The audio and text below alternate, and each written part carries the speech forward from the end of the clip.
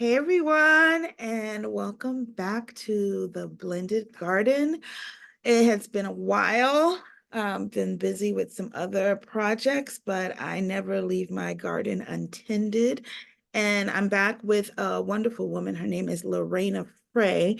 And today is a little different. We are going to be talking about some very sensitive topics, inspiring topics of survival and new life journeys. And so, yeah, so welcome.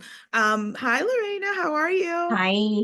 Good. Thank you so much for having me. Oh, I'm so glad that it's so funny with technology and connecting. I'm just so glad you reached out to me. And we know each other from our TEDx platform and our Circle platform, Thought Leader platform.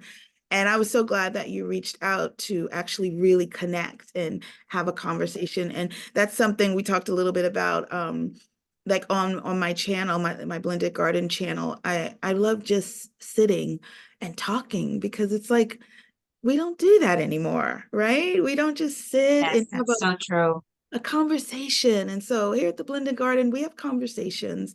So if you are watching this, I hope you stick around for the conversation, grab some tea, grab coffee. This is not a scroll through really quick. This is a kind of just sit back and kind of marinate.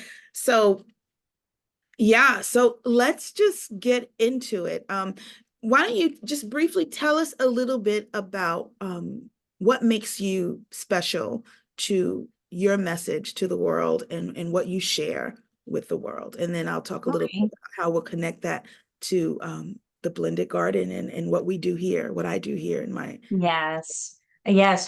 Firstly, yes. So Tahita and I, we have a connection. We were together on a best-selling book. And I thought, wow, and I think the connection we all had was that we went from a trauma to a triumph. And that is kind of first initially what the foundation of what flourished into we we talk. So that's to me that's special.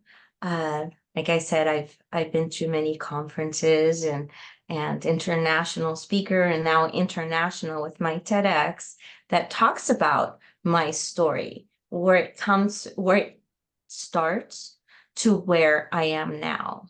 Mhm. And like you said, where exactly did this I suppose you can say, where did it manifest?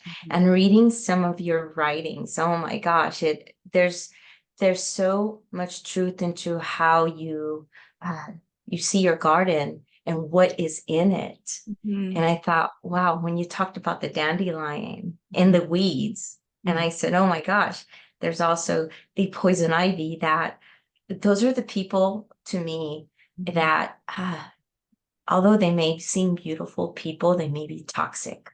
And unfortunately, some of those people can be our own family members. Yeah. And that is the hardest thing to get away from because if that is that's where you come from. Mhm. That's your support. Those are the people that protect you. Those are the people that are supposed to be there for That's you. like your Um, soil that's supposed to help you to grow and develop productive. yes. But if it's poisonous, like what can come from it? So let's talk a little bit about what your story is. So we talked, you mentioned the book that we were a part of with Alina Fernandez. Yes. Oh, your book, Right. The Gifts of I Sin. love your story. Oh my God. Yes, So yes. touching. Being underground and knowing that flowers are growing above you, that was pretty much my story. And your story is just as powerful. So would you just share a little bit about what your story is about? So growing up, there's six kids and there's dysfunction. There's a lot of dysfunction within first of all, the foundation of the parental unit. Mhm. And so growing up in a toxic environment, there was, I grew up with verbal abuse, emotional, psychological, and physical. Mhm. And so coming Child, from not as as a a child. child. So You as said, a child, I already had that self-esteem issue. I Mhm. already had the inability to see myself as ever being successful, Mhm. as just being the bad kid. Mhm. It just, and you refer to it as kind of like those weeds that you Yes, just, the that dandelion, was me. the Kind of like bad you're flower, there. no one Yeah, wants in their you garden. no, you don't belong here. So that's how I felt. Mhm. And growing up, words are power. Mhm. So we didn't hear the word love Mhm. at all. So and that comes from, not that the parental unit did not love, but they grew up in a Right. similar way. So you don't know what you don't know. And Exactly. that's kind of like what I grew up into, Mhm. even the trauma, the abuse that I had, even in the religion. And So, where did that lead you to? Like as you got older, where mhm, did that lead you to? well, well, first of all, coming from it's called a religious cult. That type of religious cult where now I have this abuse in my background, and being taken there, not to be abused, but to be disciplined, to be told, hey, you need to be a better kid. Right. So in that religious cult, and now we hear about these things so much more than in the past. We're talking, I mean, we're talking more than 40 years ago. Mhm. And so being taken to the church elders to be disciplined, unfortunately, what was happening behind those closed doors was sexual abuse. Mhm. And I felt at the time that was normal. That's what happened to you when you got punished. Mhm. And uh, under God's name, and Mhm. being punished. Mhm. So growing up into that, I you become isolated, emotionally and mentally isolated. And that's what grows depression. Mhm. And so that type of depression, culturally, you're just looked at as, wow, you're lazy, because now you have this child that isolates, that doesn't want to do much of anything, would rather sleep all day. But I couldn't, because I was the oldest of the girls. So I And had to manage. let's talk. I'm gonna interrupt a lot. I like to do that. Oh, Um, yes.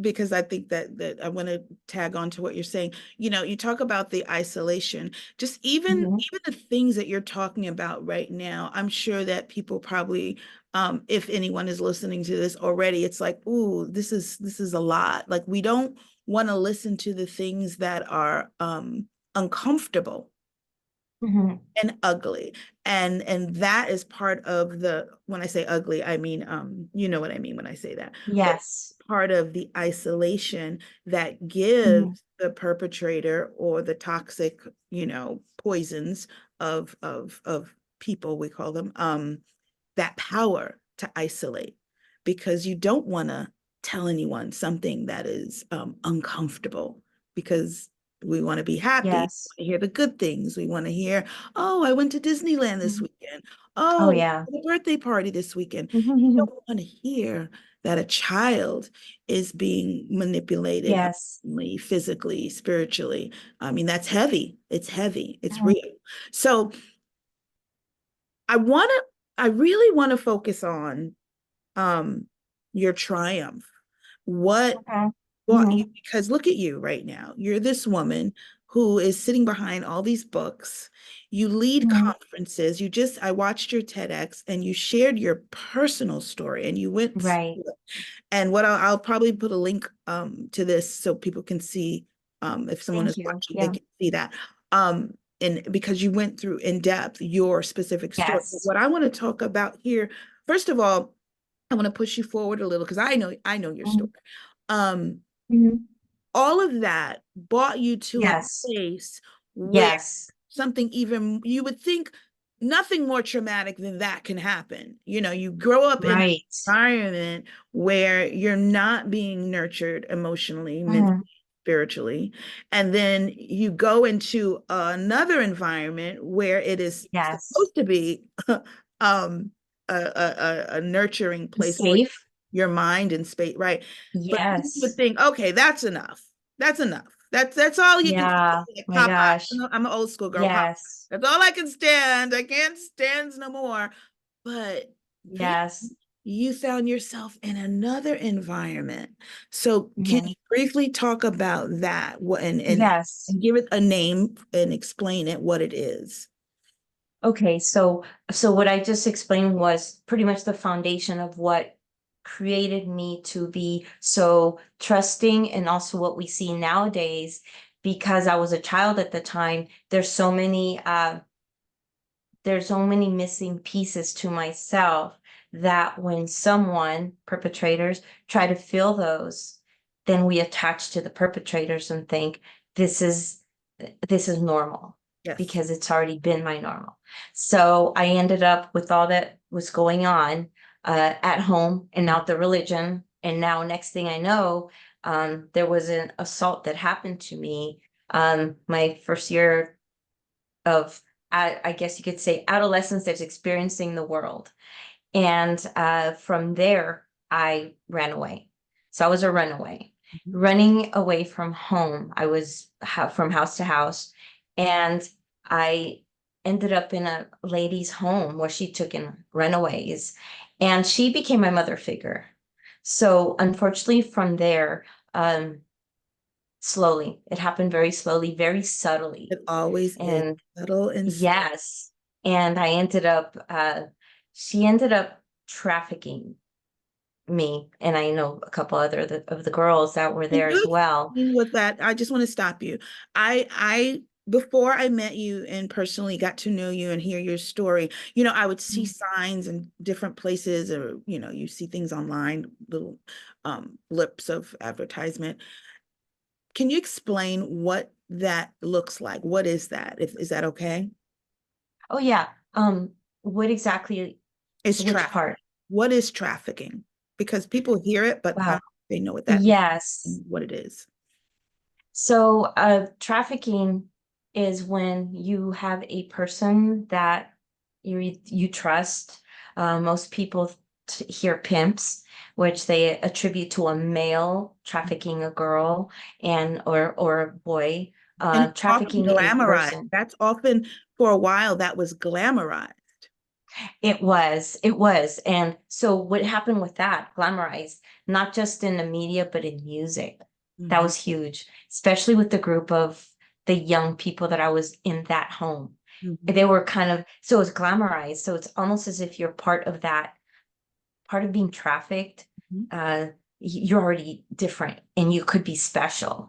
And so to me, this was a woman. And so she can't be a pimp. Yeah. Pimps are guys. Nurturer. And She's that a was nurturer. literally what went through our mind. Mhm, She protected us. We have food. Uh, unfortunately, and I say unfortunately because I have that stigma. She never talked bad to me. She never hurt me, nothing. So to me, she was always this positive mother figure that I never had. And here's where young people get uh, caught up in the trafficking cycle. The people that are the traffickers are filling in those voids. right, You already know the voids I had. I right, had all of these voids. So she was filling those voids. She knew my story. mhm. She knew my story because I had a good friend that was there. And that good friend of mine had no idea. My husband and I actually met her last year. And in December of last year, we went to meet her. I had questions. Uh, I wanted to know more about what happened during that time. I was on drugs. I can't remember a lot of the of what happened, because traffickers will do that. They'll keep you drugged. So it's just a cycle. You need the And then drugs. I'm So sure you probably I guess I don't want to say adhere to the drugs, but it probably became almost like a pacifier for yourself. it it numbed for me what drugs did. It just, the day went by fast because my mind was not there. I Exactly. It couldn't, removed you. yeah. it kind of like numb your brain. Right. Dissociation, a lot of dissociation Right. happened. Of course. And again, I was treated great by this person, and I was not going to do anything to, I just wanted to please this person because this is the mother I never had. And And I this is your experienced, home. This is your yes. home. You Oh ran gosh, away yeah. from a That was home our home. and you found something safe. It's so funny. I'm visualizing um the story of Hansel and Gretel and how those two Oh, children left their home. They yes. but they were lost. They were Mm, lost. They didn't know where to go. And then here's this house full of mhm. candy on the outside. And it was Yeah. intriguing and they were hungry. And that's pretty much almost figuratively what's probably what happened to you and any other individual who has gone through this situation. And this woman inside had a plan. She had that plan to create a Yes. home that looked enticing for these children, and her only goal was to kill them and eat them. And that's almost Yeah. what is happening. It's like inside you're being you're being killed and eaten Mhm. spiritually, emotionally, Yes. mentally. Yes, it's perfect. That's such a perfect example because the kids that get young people that get caught up in that trafficking cycle, they're hungry for something. Mhm. Something is lacking. There's that emptiness that they're trying to fill. And here's a trafficker that is highly skilled in grooming. And I can tell you, even years after, in my mind, because again, music and media and whatever's out there, uh, they glamorize that. Right. So I was stuck. I was isolated in within myself. Right, in your And mind. But that's the whole part yes, of the control. It's all in your mind. It's mm, all in your mind. And if they can get your mind, then yes, that's everything. And we're in yes, Health Awareness Month, and I have yes, we to are. tell people, I'm not the healthiest person, but mental health is everything. Everything Yeah. Oh protects yeah, your mind because your mind controls everything. It makes everything else function, it does. And and I and being a clinical therapist, I I talk about ACEs all the time and how what is uh is what that an acronym for something? yes, I will. And so ACEs is the adverse childhood experiences. Mhm. And there's large population in the US. Well, according to the CDC, which is the Center for Disease Control and Prevention, they talk about, I think it's 63 to 64% of Americans have at least one ACE. ACEs is a quiz that is available online. And through CDC, you can find a lot of the resources there. And it's a quiz. It uh, categorizes where your trauma level is from 1 to 10. Mine was a 9 at the Wow. time I took it. How And so that's pretty how bad. old were you when you took that test? Oh my gosh. I was, when I first took it, I was in my 30s. Okay. I was Mhm. in my 30s. I didn't think anything of it because I didn't quite understand it at the time. Yeah. Until I met Dr. Vincent Felitti. He's a creator of ACEs, and now it's used across the board in mental health. Mm, You want to understand what is wrong with you. What mhm, was wrong with me was not just emotionally, it was mentally, physically, psychologically. Now, like you said, the mind. That's how we contribute all that to the mind mhm, and maybe the heart mhm, for the emotional. mhm, However, all of that was affecting me medically, mhm. physiologically. Hits the physical I blast. You feel Yes, your and body. it literally manifested into, I mean, I get chills when I talk about this because I remember being diagnosed with lupus and Mm, I didn't want to believe it. mm, Thought, no, I'm not going to believe it. This is not real. mm, Second doctor, well, you have lupus. We have to start treatments. And I thought, oh my gosh. So I was diagnosed with lupus, diabetes, fibromyalgia. Excuse me. I don't, and being a clinical therapist for, uh, well, 20 years that I've been practicing, seeing people, Uh, I can say that most people, patients that I've worked with that had suffered a severe trauma, and I didn't do 18 at the time, I was just assessing for 15 and under, um, that had a severe trauma. Most of them as adults had fibromyalgia. Isn't And I that thought, okay, this is really interesting. At the time, I didn't think anything until after I met Dr. Filiti, and he talked about how all of this mentally is has affected our body. Our mind controls our body. And there's a book that I read, and I actually refer my patients to read. It's uh the the body keeps score. Your body keeps score of all of these traumas. So when you get triggered in many different ways, your mind has recorded all of the traumas. So right? now your body is literally reacting to the traumas that are unresolved, which It's leads me to how I came through. One day I said, I wait, wait, need to wait. do Don't something. go there yet. Yes, I I want won't. to I that. won't. Hold on, hold that thought. I was just thinking about how in like connecting it to like a garden and how what I've noticed in my garden is like I had these beautiful azaleas next to a gate that the landscapers would come and put their, poisons for the weeds and everything. And I noticed that this azalea, it wouldn't bloom. It would bloom like very weak. I was like, are you sick? What's wrong with you? The colors weren't vibrant. And then I put two and two together and realized it was in close vicinity and proximity to where the poisons were constant. And again, it was a slow process. Yes. Every month or every week, these guys would come out, throw their poisons, and it seeps into the soil and then it comes out. And it's like that is really I love nature, how nature just teaches us who we are, because that really Yes. is what happens. And the world, what do you call it? Commercials and all this advertisement, it Mhm. always focuses on, you know, take care of your body, be healthy. But it's here No. because it Yes, all it seeps in. starts with It seeps into the soil. It seeps through your it mind. does. It comes out in your body. And I really agree that sickness comes from, your mental health. You do feel it. Like if you are, Absolutely. yeah. So, okay. So now I want to talk about, so here you are. Mhm. This could have gone a million and one ways. And anyone who is a survivor of trauma, I myself am a survivor of my own, I have my own story.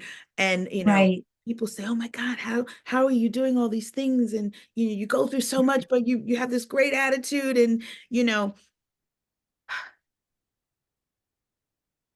you could literally write a library on your journey of how you got from this place to that place. And sometimes we just talk about the trauma. We just hear the trauma Right. story.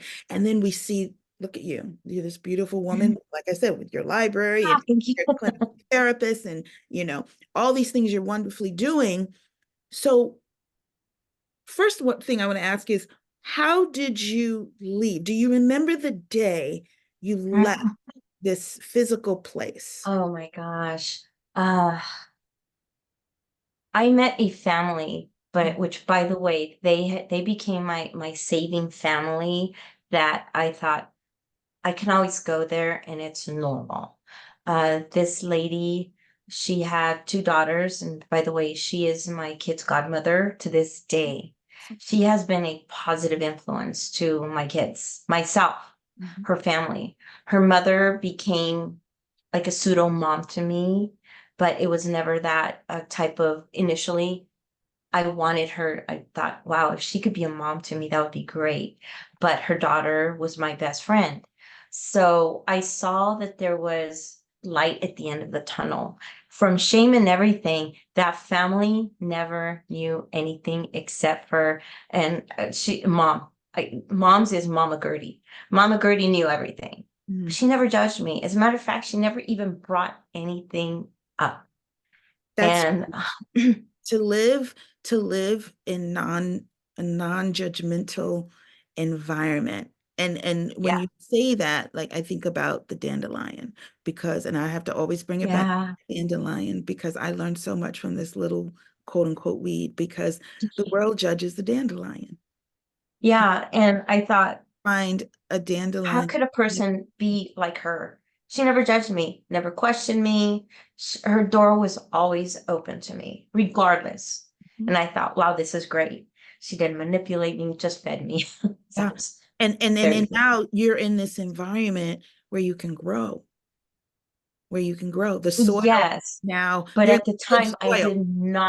I did not take advantage of that. I knew her daughter and I, she was she was a leader in her profession, and we just became good friends. But I had this other life. I Mhm. had this other life that I still lived, Right. and it was hard to get away from that life. And through all of that, Do you even mean being in that physically? woman's house, You mean, hold on. I know you have so many everything, details, but I don't want to there lose was a people that are watching transition because into. I want to get the real, all the meat of it. So when you Mhm. say that, do you mean emotionally in that place or physically? You were still physically in that place, or you were in a Oh, I new was place, but still, mentally you were still gosh, I was still being, she had a lot of power over me. okay. That woman had a lot of power over me. Okay. So And even though so you were even in if I a new place, wanted to be part of this new okay. family, I just felt, and this is where the bad part where of survivors, I won't, people are going to look at me, and actually mentally you're almost being led into thinking, I asked for it. That's where that's, I never said no. Mhm. And so I almost felt that I owed her. Okay. Yeah. So I got stuck in that, and I was still stuck in that. Mm. And even through this new family that I just wanted to be such part of. They're successful, and actually they're African American, and her two daughters were engineers in the aerospace government industry. And I thought, oh my God, this is this, I want to be part of this. But I But I had this other belong, life. but I don't deserve it, Ah, right? I Yeah. did not. So let's fast and forward and to that's your, one thing, uh, yes, but no, just what you just said is the most important thing, because being caught up in that cycle, you just feel, and for many years, even when I met my husband, I still thought, I don't deserve that, right, because you start feeling that you don't right, deserve anything better because you're right. such an awful person. So, Yeah. so here's what I'm seeing. I'm seeing Mhm. that you were kind of uprooted from this soil, right? Put into soil that was even more poisonous. Then you uprooted yourself again, and then you Mhm. began to get nutrients from this new family. Yes. You began to see examples of what a healthy family could be. Then it's like Yes. your husband came in. Then, and Yes. Then my there's husband came in. all these little pieces of how you got to this place. And the reason why I'm going out of my way to Mhm, present that is because mhm. sometimes, you know, when people are at that point, they go through so much trauma, they don't want to hear the Yes. success story. Because I know when Yeah. I was going through my trauma and I was sinking into that depressive state, I remember Mhm. a friend of mine, she was trying to encourage me, and she said to me, she goes, as long as you're alive, you can, as long as your heart is beating, you can change. Yeah. I wanted to strangle her because Yes. like you have no idea. You have no No. idea. And and it's just so important for people to who are going through any kind of trauma Mhm, mhm. to see that it doesn't happen overnight. Like sometimes people think it's a miracle, and Oh, sometimes yeah. miracles do happen, Yes, they but do. it's a very adverse um procedure. It's an intentional procedure of life pushing you forward, Yes. but you pushing yourself forward, and then the environment. I'm a Yes. running out of time, which I hate. I wish we weren't, but I'm a child of, I work with children, and I don't Mhm. call a teacher. I call myself a child development specialist. And so Nice. what I've learned over time with myself as a child coming to an adult, with my own child in life and working with children, it is nurture, nature and nurture. It is part of the Yes. environment. And so Hmm. it's like your environment has also helped you to grow. And when I think about like the dandelion, how this is a Hmm. dandelion story you're in, but now the environment, like, are you included? Can we somehow create a safe space for something that is considered a weed? And even if the world doesn't look at you as a weed, you may look Right. at yourself, Right. and that And can that's how we feel. We right. absolutely, because we have, because of that, and like you said, that poison, uh, that's what affects us throughout until we slowly start getting rid of it. And I've, I, I became part of that family eventually.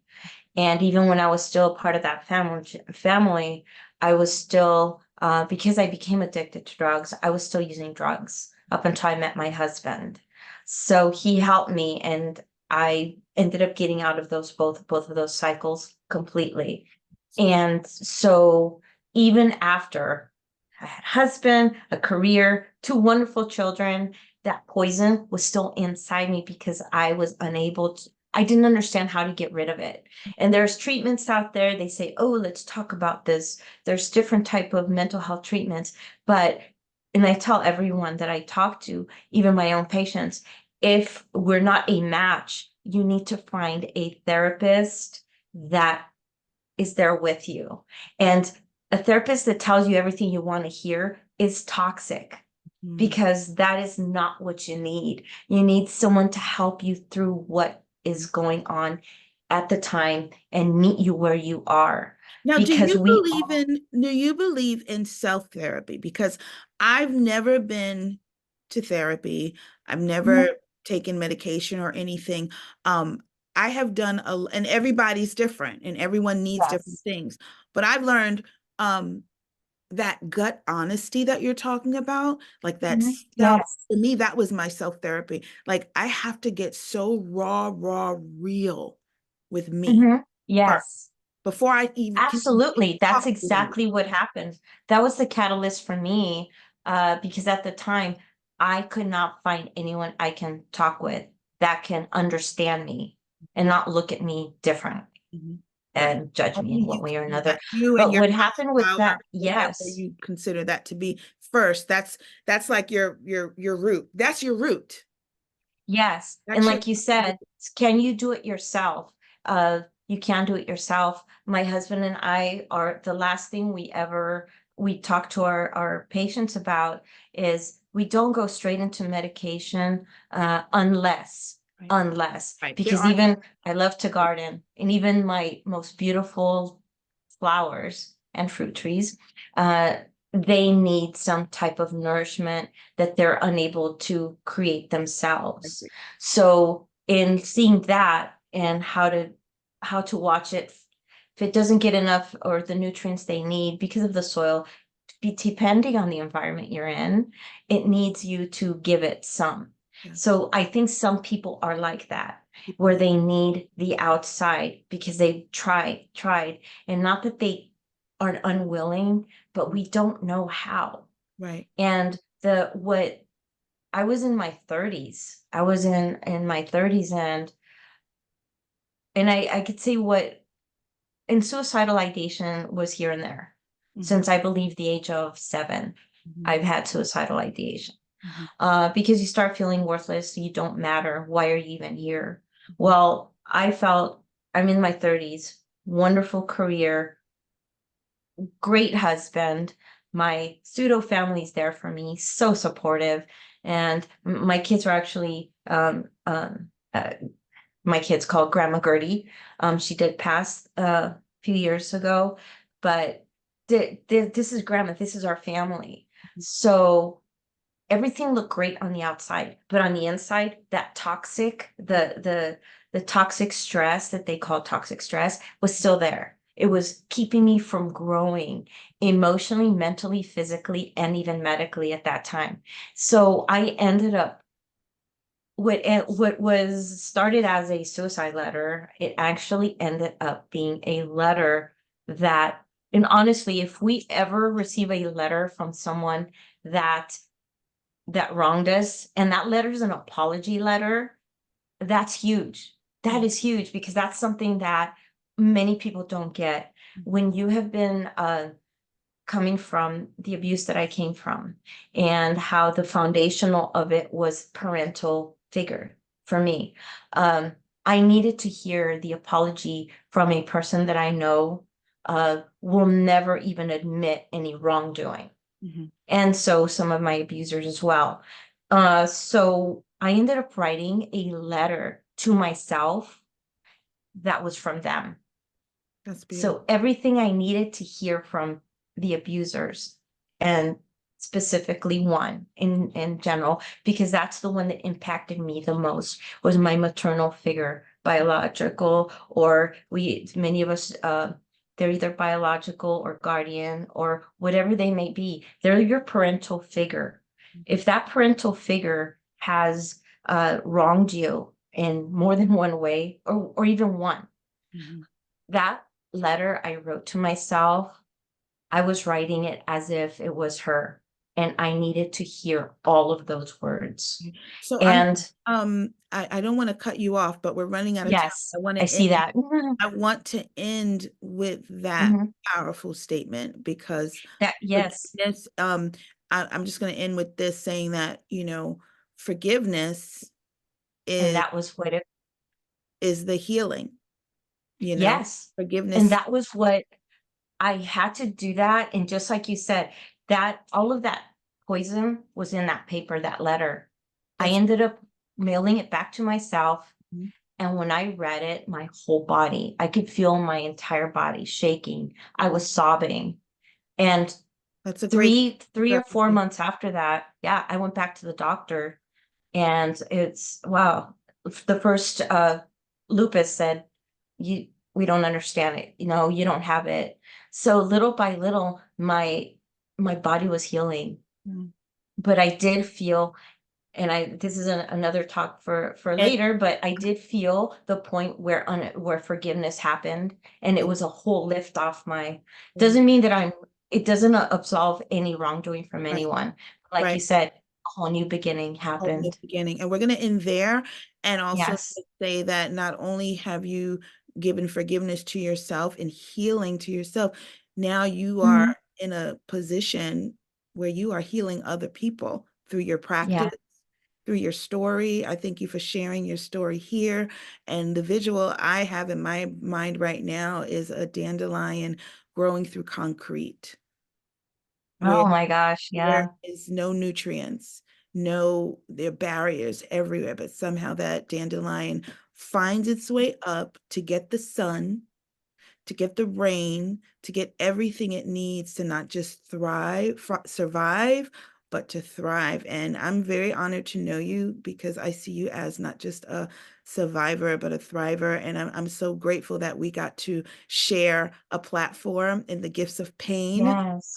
With Elena Fernandez, I say Elena Fernandez, because we're all just trying to survive, but also thrive. And Lorena, thank you so much for coming to my Thank you for having me and I sharing what I can, just to yeah, make a difference out that's there. awesome. All righty. Well, we'll be in touch. And Mhm. again, thank you for joining me in the Blended Garden. You're welcome. Take care.